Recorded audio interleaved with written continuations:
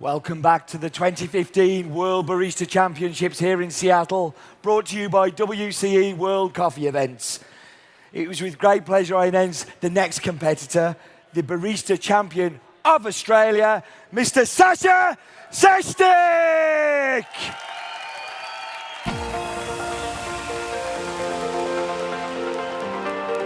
We're now going to show you a short video brought to you from sprudge.com.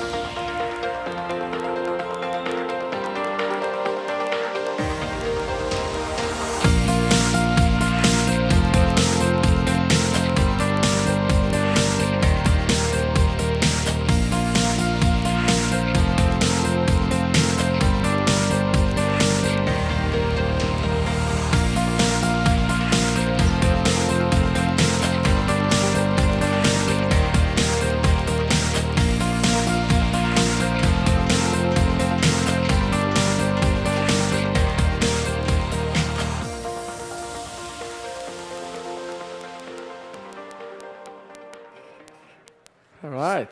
So, Sasha, when you're ready, yes. You have the timer. You know what to do by now, I'm sure. The very best of luck, and I look forward to talking to you in a little while. Thank you very much. Judges, you ready? Already? Perfect. Okay. So, shall we have music, please? And we'll go time. It is really good to be here with you again. So in last 4 years, as a barista and also coffee buyer, I've met so many wonderful producers. And together, we share the ideas and experiments to help improve quality. Now, these experiences helped me realize that in order to serve even better coffees to my consumers, which is you again today, I wanted to do a lot more than just go to the farm and buy the best lots. So today, I want to go a little bit more in depth of innovative farming and also new processing techniques that was achieved through my relationships. So guys, coffee I'm serving today is from Camilo Marisande from Colombia. And I've decided to work with Camilo because he's very innovative and open-minded producer. He's always looking to improve quality. For example, he's using this irrigation and fertilizer system throughout his entire farm to make sure that these coffee trees have enough water and nutrients to produce fully developed cherries. And that's what's going to give you that amazing sparkling citric acidity in your espresso today. Next, he built this unique greenhouse system to protect these coffee trees from UV rays, as he believes that using a common shade practices, coffee trees are still under the stress. And I guess he's right. On a hot, sunny day, even in the shade, we can get a sunburn. So we managed to get 4% more sugars in this system comparing with a lot in a common shade. And that's what's going to give you more sweetness in your espresso. So in front of you, you have a booklets. You'll see information on Camilo and the farm. These booklets are for you to keep. So please, after presentation, take them back with you. I'm going to start with the signature shots. But once again, welcome.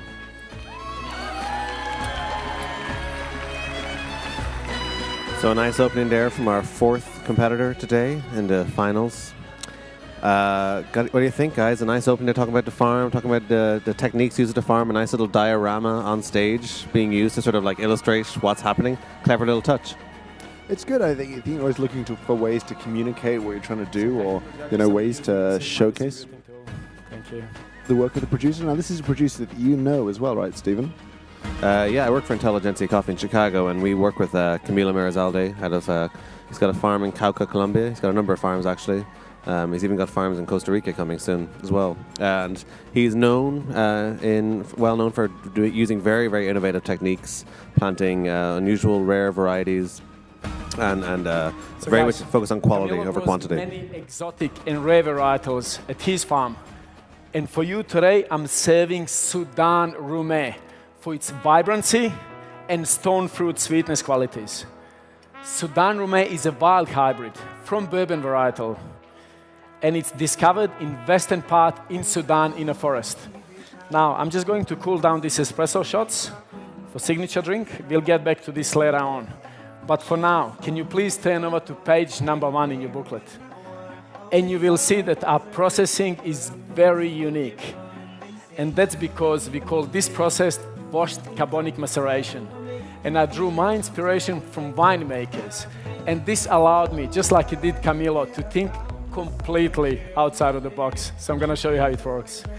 Firstly, we pick up a ripe cherry and we place a parchment in a stainless container. Now, we've selected a stainless as opposed to traditional concrete or tiles because this stainless is going to give you more clarity in your espresso today. Now, next part is very exciting. We close the lid and we pressurize this container with carbon dioxide just to make sure there's no oxygen left. So all of the flavors and aromatics produced by fermentation, they have no way to escape, which means they are absorbed by coffee parchment. And that's what's going to give you these amazing stone fruit qualities. And finally, we move the container to indoor conditions so we can control humidity and temperature. So how is this process going to affect our espresso? Well, if you can please write it down. In your first sip, we're looking for vibrancy and sparkling citric acidity. In a second sip, we're looking for plums and peach. And in a third, and my favorite sip, medium weight, creamy mouthfeel and dried apricot finish. For your reference, you have a notes in front. I'll start making espressos. Just going to go one for the live stream and people here. There's a great little setup he has going on here. Under the group heads, he's managed to kind of bring along a way to weigh his espresso as he brews. So underneath the machine, there's a couple of scales, and on those scales are 2 trays, and they're sitting under the group head. So it's a kind of nice, neat way to brew by liquid mass on stage in a machine that wasn't exactly built to do that. So beautiful little touch, nice, clever little innovation, just to give him that feedback and that control.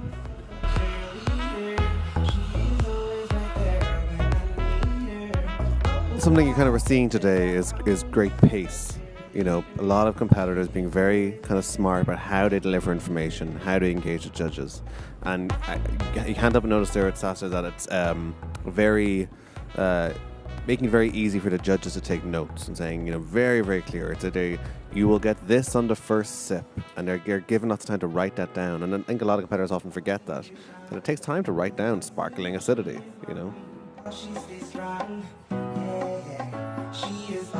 Yeah, and I think that's really valuable for the judge's perspective, but it also kind of creates a nice, comfortable pace just to watch and take in the information in general. I think that he's got a very clear focus on some interesting things on here, and it's really interesting. For my espressos today, I've dosed 20.5 grams in, and I've extracted 38.5 out. And I've done that to give you best possible balance of flavors. Please enjoy it. Enjoy it. Thank you very much.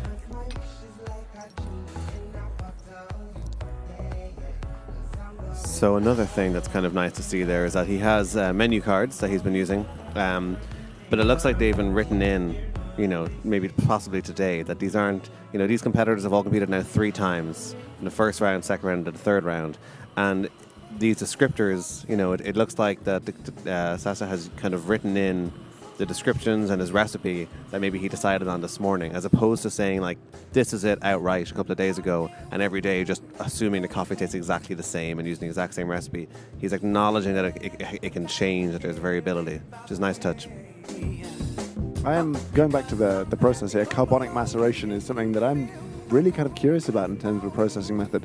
Not a lot of producers have the capacity to do something like this. I think that's worth noting, that to build a stainless steel tank, fill it with CO2 and do this kind of stuff, it's not available to most people, but I think it's important that we have people in the coffee world, in the producing world, pushing boundaries, experimenting, and being supported. And that's a kind of key part on the other end, by people buying coffee as a kind of partnership in pushing quality forwards. Absolutely. You know, I think that one of the interesting facts about what Sasa is doing here is, you know, he's so kind of. Whenever you're ready, if you can turn over to page number 2, and you will see some tasting notes on cappuccinos and also roast profile of Sudan Rumé. Now, lately, I've been loving these very fruity, natural processed cappuccinos, and I really wanted to serve natural processed Sudan Rumé with my cappuccinos today, but unfortunately that coffee was lacking clarity and vibrancy. So what I've done is I've blended 50% of natural process Sudan Rumé with 50% of washed carbonic maceration process in order to give you truly very unique flavor profile. I've grounded this coffee just a little bit coarser to highlight these amazing raspberries.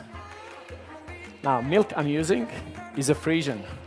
So when I combine this milk with my espresso, you're gonna get very creamy mouthfeel, raspberry candy, and hint of white chocolate. I think this coffee is just delicious. Please enjoy it. I'll be back shortly with yours. Thank you.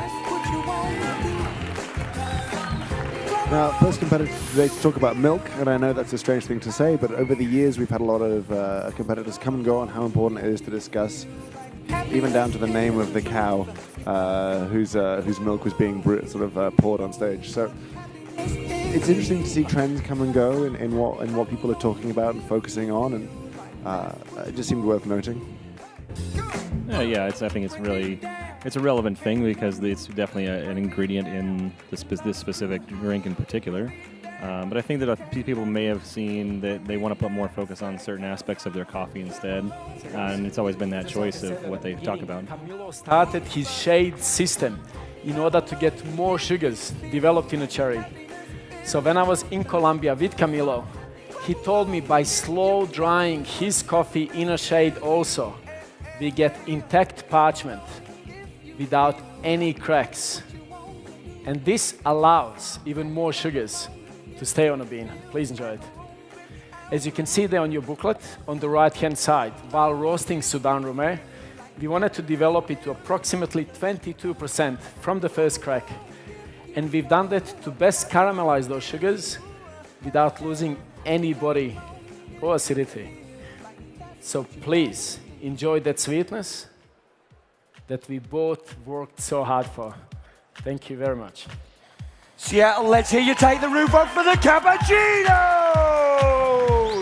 So the variety he's using, the Sudan Rumé, comes from the Boma Plateau in southeastern Sudan. And it's a variety it's rarely used because it often has a low yield, but it's been kind of used by breeders in the past just as a quality component in the thing. So it's interesting to see it being used now. It's popped up a few times in a couple of roasters, I think, in a couple of farms recently. It's very interesting.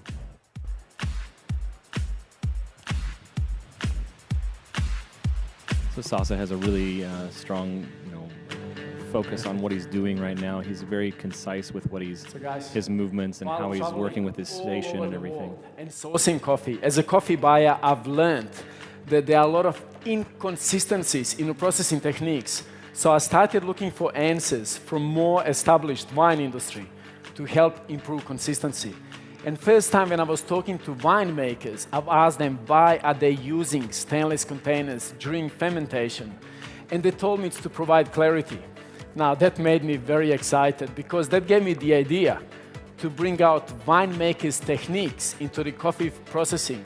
And this is how I came up with washed carbonic maceration process. And this process has truly improved flavors of my coffee. So for my signature drink, I wanted to keep exploring this washed carbonic maceration process with you even further. So back in Australia, in a local winery, I've done carbonic maceration with the vine grapes. So what I've done is I've selected the grapes, pressed them in a stainless container, and then pressurized them with carbon dioxide. Then I moved the container to below 5 degrees just to make sure that we don't produce any alcohol. After 5 days, we ended up with this amazing liquid.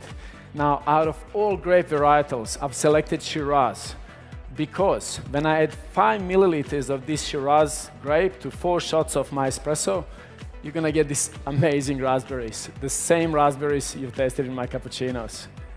Now, after experimenting with a lot of different stone fruits, I've selected the black plums, which I have reduced with a panela sugar, just to highlight that stone fruit sweetness of my espresso.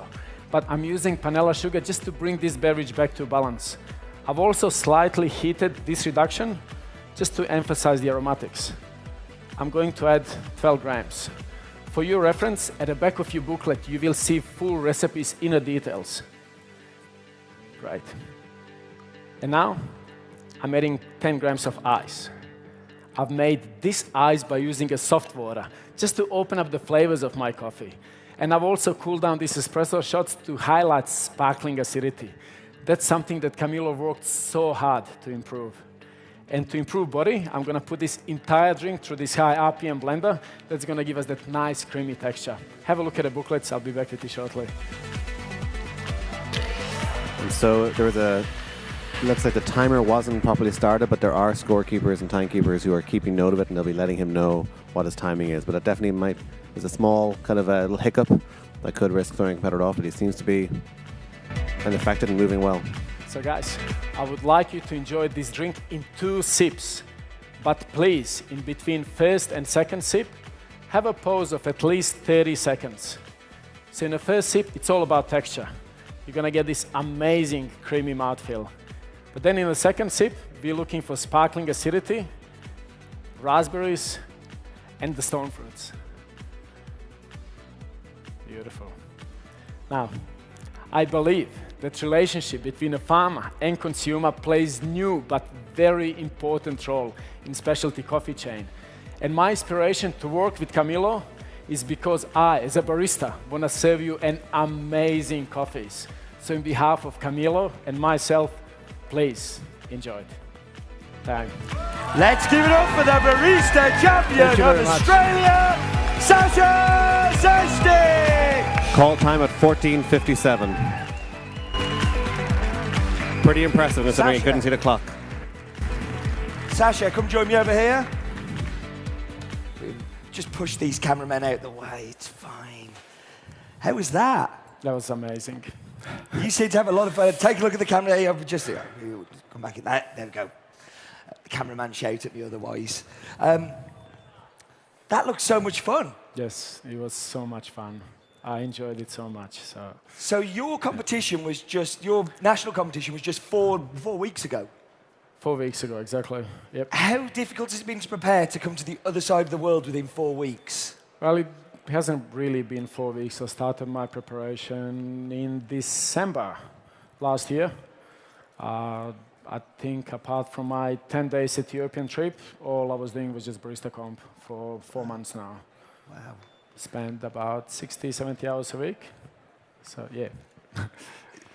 Talk to me about the Australian competition, because there's a lot of past champions that have made finals in there. I'm thinking of Matt Perger, I'm thinking of Craig Simon, who were all in the top 3. How competitive a competition is it? Well, yeah, number 2, number 3, number 4 in the world in past 4 years. They're competing 4 weeks ago, so I don't think it can be any more compatible than that. But I think it's really good, because to win Australian Barista Comp gives any Australian champion a lot of confidence to do very well in a WBC.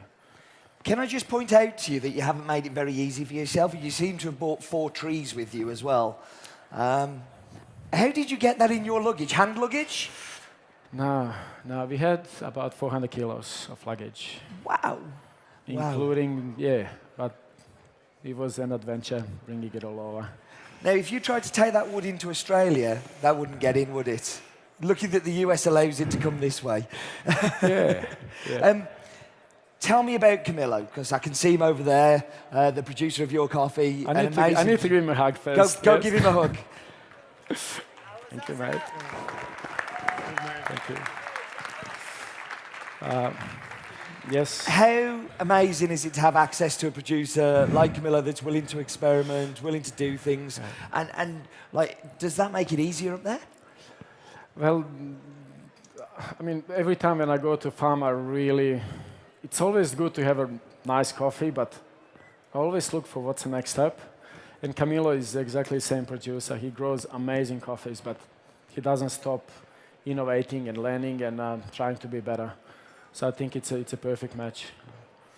Tell me about Ona Coffee, because I don't know a lot about the Australian scene, and I want to know more about your business. So tell me where we can find you, what you do, and what makes you different. So I've started Ona Coffee 7 years ago, just in a coffee shop. I have discovered a crazy passion for coffee, as we all did. Started roasting a couple years later. I think from 4 staff, now we employ about 100 people. In our company, we do entire chain from being a coffee farmer. I think Jorge Lanza is somewhere here, so there he is from Honduras.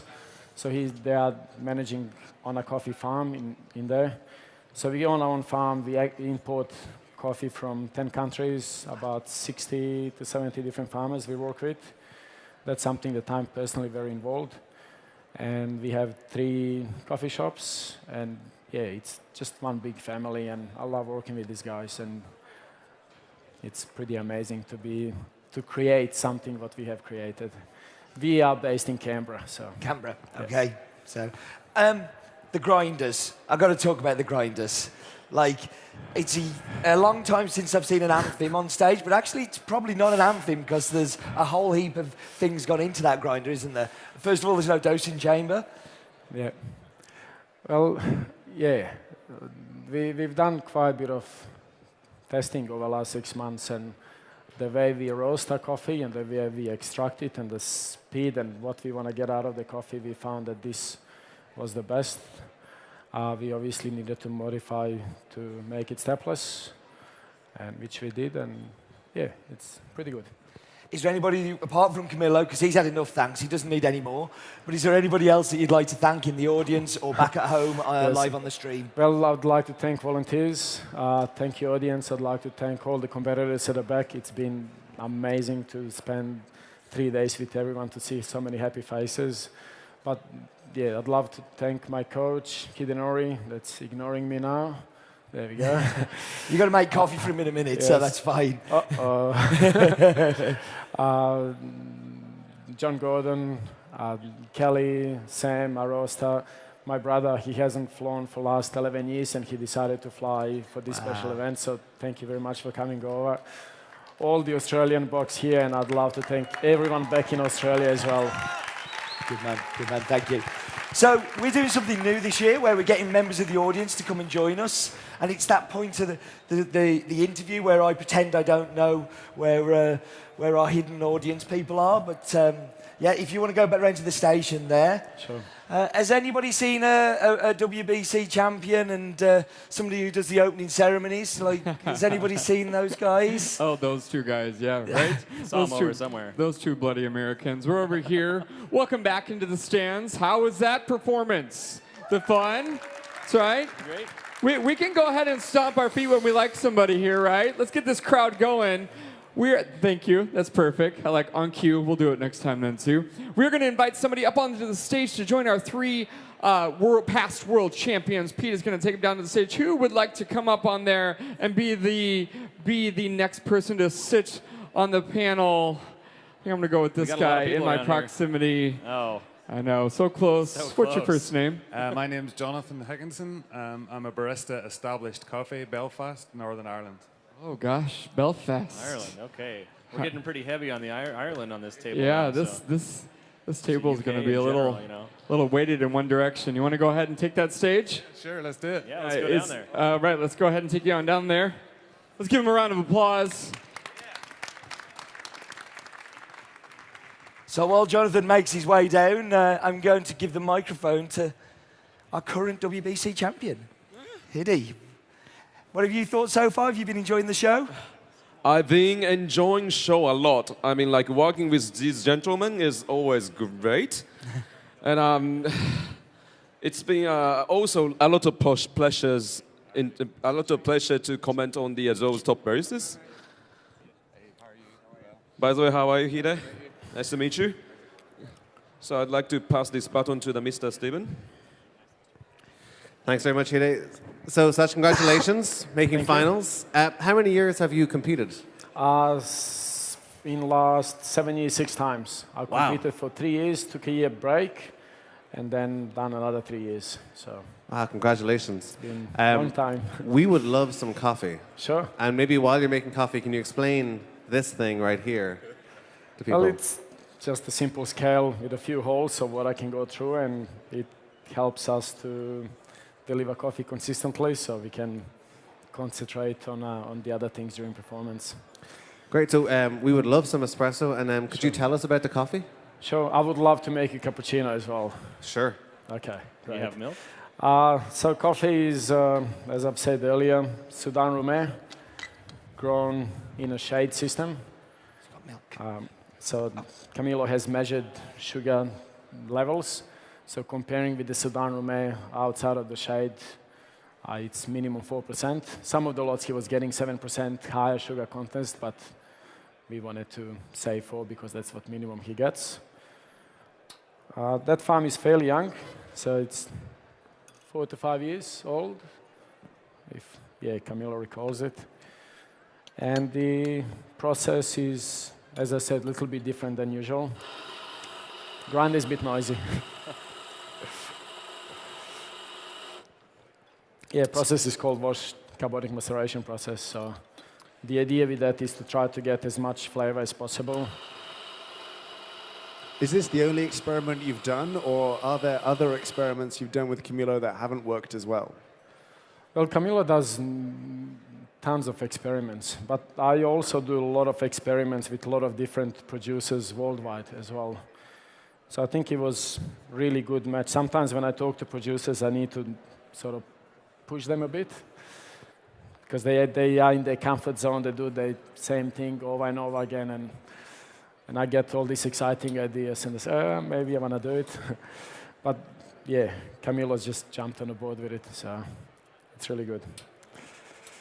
So we have to say, we were talking on the live stream and watching your presentation. You had such a beautiful illustration of the process and everything that's happening on the farm in your table setup. It was really nice, easy to follow, very easy to understand what was happening and why. Yeah, well, obviously, process is completely new, and it can be confusing.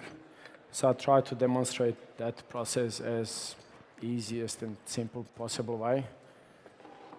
There we go.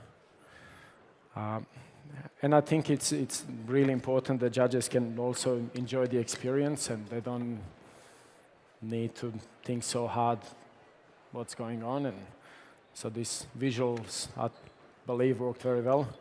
Yeah. Couple cappuccinos as well. Sure. Perfect. Well, if it's up to you. I mean, 4 espressos for sure. Yeah. And if there's some cap cups, we'd be Right. curious. Can pass some cappuccinos around after Yeah, we that. can pass cap cups. Yeah. Right. So you look to wine for the carbonic maceration, which is super cool. Do you think it'll catch on? Do you think other producers are going to start doing this? Well, I know producers I work with, they will. They're probably looking at me and they're not happy, but we'll definitely do this experiment in Honduras. The farm we work with in Honduras, they have a late harvest, so they're still picking. So we've ordered stainless containers, they're already there, so we're going to try to get some CO2 and get it started. Talk me through this a bit more. How big a container is this? Sorry? How big is the container? 1 meter by, I don't know, by 1 meter, round. What kind of weight of cherry can you get in there? I'm not quite sure. How much coffee were you processing at a time? Well, we got, with this lot, 3 times 20 kilos. But with the future lots, they can be done in a bigger quantities, no problems. It's just a matter of, as you say, how big container we get. In Honduras, we managed to get 6 containers. They're pretty big, and I believe we can do about 200 kilos per container. And what's like one of the important things with this process is stainless containers to do fermentation with. Like in coffee, we use concrete, we use tiles. We know tiles are a lot better, but there's a grout problem, and over time they're harder to clean. Stainless container, in my opinion, is an answer. It's a lot cheaper to build. If you have the milling or pulping machine, we can just have a stainless container with the wheels, put them underneath, do one lot, and that can be moved elsewhere. So it's a lot better solution for producers. If they have different varietals and they pick 4 or 5 varietals in the same day, they can separate every single lot.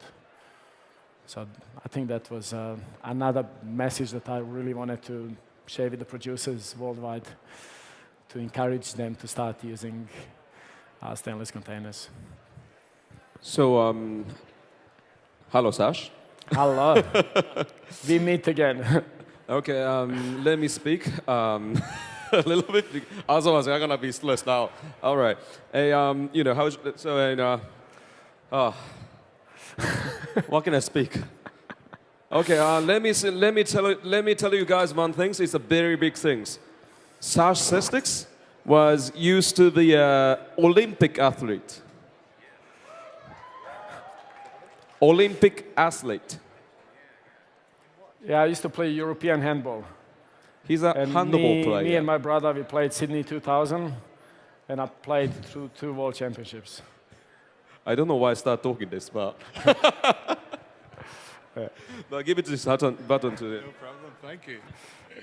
Hey, thank Hey, you. how are you? First off, I would just like to say thank you very much. It was amazing for watching you from the crowd up there. Thank It was you. so good. So my question would be, for all the baristas in the crowd and watching live stream at home, what encouragement and advice could you give to them for them to move on up and compete at your level? Well, I said, keep trying it, don't give up, just like myself. I mean, Pete was in Australia last year in the finals, and just like Hide was talking to Possums 2 years ago, when he finished his presentation in Melbourne, I was completely devastated. But I came back, and here I am with you guys today. So it's You just kept on pushing. exactly. Yeah, just keep on pushing, and no is not an answer, I guess. Yeah. Okay. So that's good. Thank don't you. give up, right? Thank you. It's okay. All right, Sash. You know, so you're like working closely with the producers, right? Yep. So, what do you think? Why it's very important for the? Why do you think it's important for baristas to work with producer closely? Well, we are a very young industry, and means we need to work together in order to improve. And the way I see it, we have these new machines, we have a lot of new grinders, we have new softwares on our coffee roasters, and I see that that's something I'm really passionate about, but I see that we can also do more at the farms as well. And some producers like Camilo are lucky that they can come to these conferences, they can talk to other baristas, and they can improve their product quicker than some other producers that don't necessarily speak English, and they don't have possibly money to come conferences and learn. So I think it's really important for someone that has a passion like myself to go to these countries and help improve their quality. All right, Sash. Congratulations again. Thank you. And thank you very much for the amazing work. Thank you. And hope to see you. Hope to talk to you in the backstage later. Okay. Am I in trouble? No more trouble. We have time for one more question. We're wrapping up. We have to wrap it up, I'm afraid. So I'll say thank you very much again. Congratulations on the finals. Ladies and gentlemen, the Barista Champion of Australia. Let's hear it again. One big round of applause. Thank you very much.